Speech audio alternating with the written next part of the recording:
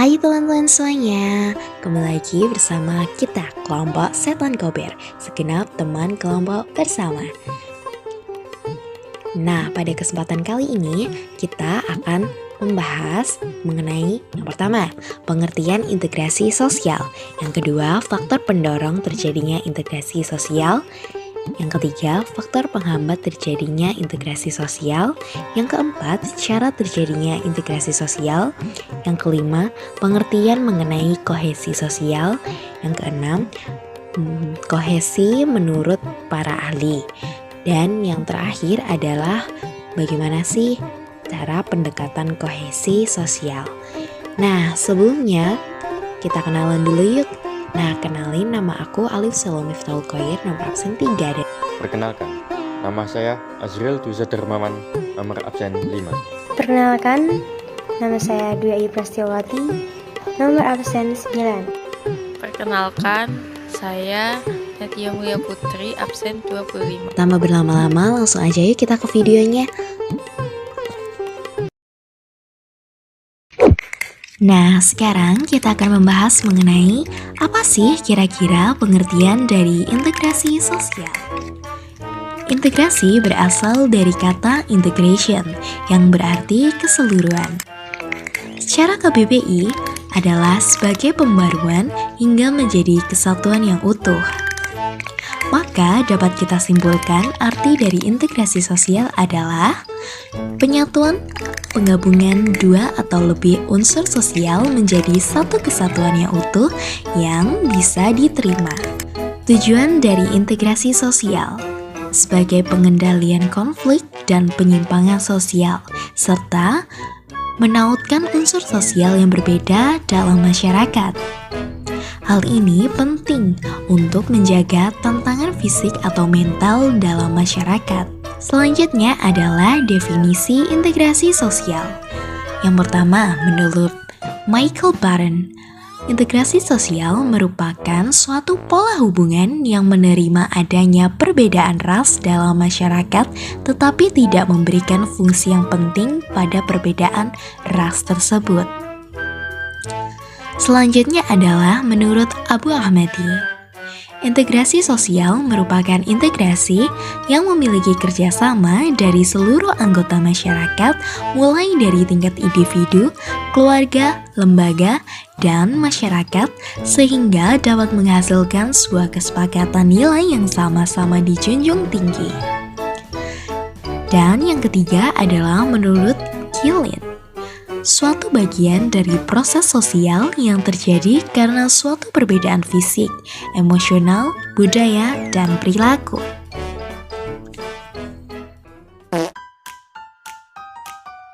Faktor pendorong integrasi sosial terbagi menjadi dua. Yang pertama ada faktor internal, yang kedua ada faktor eksternal. Faktor internal 1. Kesadaran diri sebagai makhluk sosial. Sebagai makhluk sosial, tentunya kita tidak bisa hidup sendiri dan memerlukan bantuan dari orang lain. Dengan adanya perasaan tersebut dalam diri seseorang, maka mereka akan menghindari sebuah pertikaian atau konflik. Yang kedua ada tuntutan kebutuhan. Pastinya seseorang memiliki kebutuhan yang harus terpenuhi, dan untuk memenuhi kebutuhan tersebut, kita memerlukan bantuan dari orang lain. Yang ketiga, semangat gotong royong. Jiwa-jiwa gotong royong yang tertanam dalam diri seseorang akan membuat orang tersebut bisa berinteraksi baik dengan orang lain di sekitarnya. Yang kedua ada faktor eksternal. 1. Persamaan kebudayaan. Dengan adanya persamaan kebudayaan, seseorang akan lebih mudah untuk menghargai perbedaan yang ada. 2. Persamaan tujuan. Seseorang yang memiliki tujuan sama dengan orang lain, mereka akan bersatu ataupun bekerja sama untuk mencapai tujuan tersebut. Yang ketiga, sikap toleransi. Sikap saling menghargai antar sesama akan menumbuhkan rasa persatuan yang mempererat antar anggota.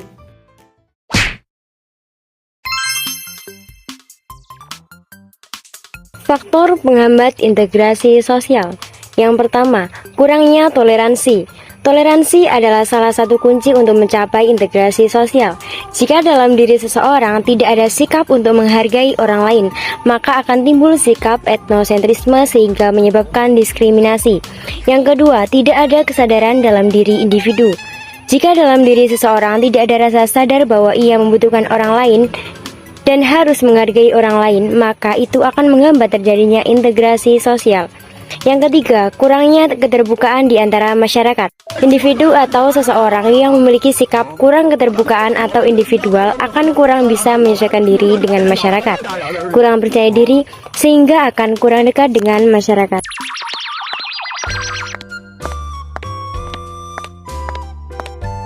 Bentuk-bentuk integrasi sosial. Integrasi sosial memiliki dua bentuk, yaitu berdasarkan hasilnya dan berdasarkan penyebabnya. Integrasi sosial berdasarkan hasilnya. Yang pertama ada asimilasi. Asimilasi adalah penggabungan dua atau lebih kebudayaan yang hasilnya menghilangkan ciri khas dari kebudayaan asli. Nah, contoh dari asimilasi adalah ketika kelompok imigran menyerap dan mengadopsi kebudayaan mayoritas di negara yang mereka tinggali. Mereka cenderung menghilangkan ciri khas kebudayaan asli mereka dan mengadopsi kebiasaan, bahasa, dan nilai-nilai kebudayaan mayoritas. Yang kedua, ada akulturasi. Akulturasi adalah penggabungan dua atau lebih kebudayaan tanpa menghilangkan ciri khas dari kebudayaan asli di lingkungan tersebut. Didapat contoh yaitu, misalnya ketika dua kelompok budaya yang berbeda tinggal dalam satu wilayah yang sama dan saling mempengaruhi satu sama lain. Mereka tetap mempertahankan ciri khas kebudayaan asli mereka, tetapi juga dapat mengadopsi beberapa elemen dari kebudayaan lain yang ada di sekitar mereka. Kemudian ada integrasi sosial berdasarkan penyebabnya. Yang pertama, ada integrasi normatif. Integrasi normatif adalah integrasi yang terjadi karena norma-norma tertentu yang berlaku dalam masyarakat secara keseluruhan. Contoh dari integrasi normatif adalah ketika masyarakat secara keseluruhan mengikuti dan mematuhi norma-norma yang berlaku, seperti hukum, etika, dan nilai-nilai sosial yang diterima secara luas. Yang kedua, ada integrasi instrumental. Integrasi instrumental adalah integrasi yang tampak secara visual akibat adanya keseragaman antara individu dalam suatu lingkungan masyarakat. Pada integrasi instrumental, didapat contoh, misalnya dalam sebuah komunitas atau organisasi di mana individu-individu memiliki tujuan dan kepentingan yang sama. Mereka bekerja sama dan berinteraksi secara harmonis untuk mencapai sebuah tujuan tersebut. Yang ketiga, ada integrasi ideologis. Integrasi ideologis adalah integrasi yang tidak tampak secara visual, terbentuk karena adanya ikatan spiritual atau ideologis yang kuat berdasarkan proses alamiah tanpa adanya paksaan. Pada contoh integrasi ideologis, sebagai contoh, ketika individu-individu memiliki keyakinan atau ideologi yang sama, mereka saling terhubung dan bekerja sama berdasarkan nilai-nilai dan keyakinan yang mereka anut. Yang keempat, ada integrasi fungsional. Integrasi fungsional terbentuk karena adanya fungsi-fungsi tertentu dari masing-masing pihak yang ada dalam sebuah masyarakat. Pada integrasi fungsional, didapat contoh, misalnya dalam sebuah masyarakat, berbagai kelompok atau individu memiliki peran dan fungsi yang berbeda, tetapi saling bergantung satu sama lain untuk mencapai keseimbangan dan kelancaran kehidupan sosial. Yang kelima, ada integrasi koersif. Integrasi koersif adalah integrasi yang terbentuk karena adanya pengaruh kekuasaan yang dimiliki oleh penguasa. Integrasi koersif, contohnya, ketika penguasa atau kekuasaan yang dimiliki oleh suatu kelompok memaksa individu atau kelompok lain untuk berintegrasi dengan aturan dan norma yang ditetapkan oleh mereka.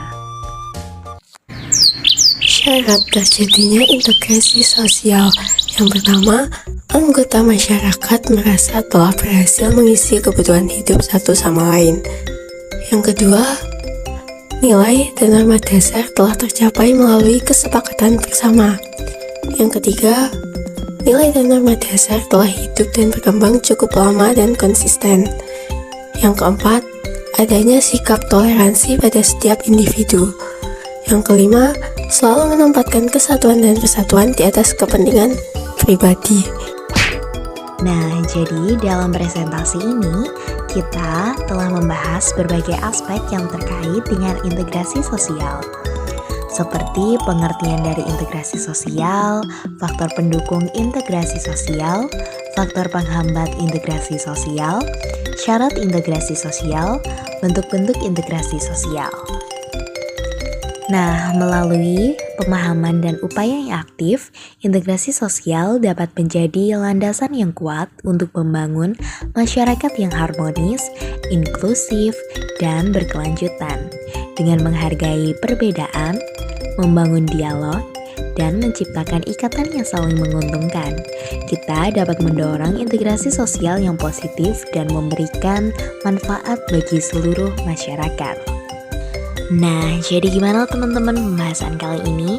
Semoga menyenangkan dan bisa dipahami ya. Mungkin cukup sekian penjelasan yang bisa kita sampaikan kepada kalian. Jika memang ada materi yang belum dipahami dan ingin ditanyakan, bisa langsung ditanyakan sekarang ya. Kami izin undur diri, dan berikut adalah beberapa website yang kami gunakan untuk literatur pada materi kali ini.